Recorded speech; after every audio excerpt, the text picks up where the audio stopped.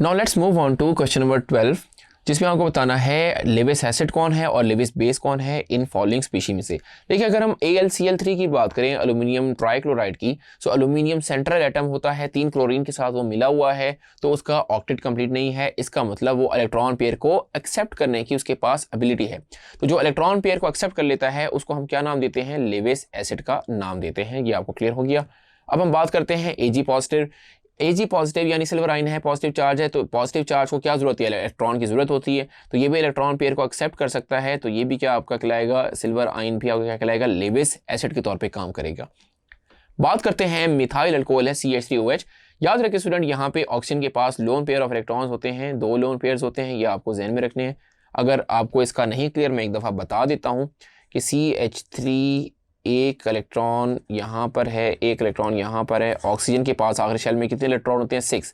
तो 1 2 3 4 5 6।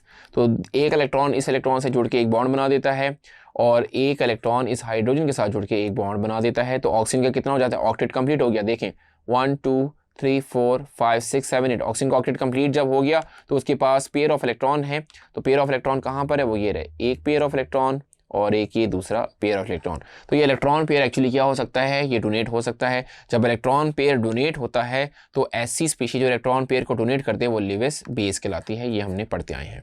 इसी तरह स्टूडेंट CH3NH2 में नाइट्रोजन के पास एक इलेक्ट्रॉन पेयर होता है। ये भी आप इस तरीके से मेथड से चेक कर सकते हैं। तो ये भी आपका लेविस बेस कहलाएगा। नेगेटिव आयन है, डोनेट हो जाएगा तो लेविस बेस कहलाएगा। वन से कि नेगेटिव आयन है, ये इलेक्ट्रॉन डोनेट कर सकता है, लेविस बेस कहलाएगा। FeCl3 ये AlCl3 की तरह लेविस एसिड है, क्योंकि यहाँ पे आयरन का ऑक्टेट कंप्लीट नहीं है, उसको इलेक्ट्रॉन की जरूरत पड़ेगी। जब इलेक्ट्रॉन एक्सेप्ट करेगा तो लेविस एसिड कहलाएगा। होपफुली स्टूडेंट क्वेश्चन नंबर 12 आपको अच्छे से समझ आ गया होगा। Thank you.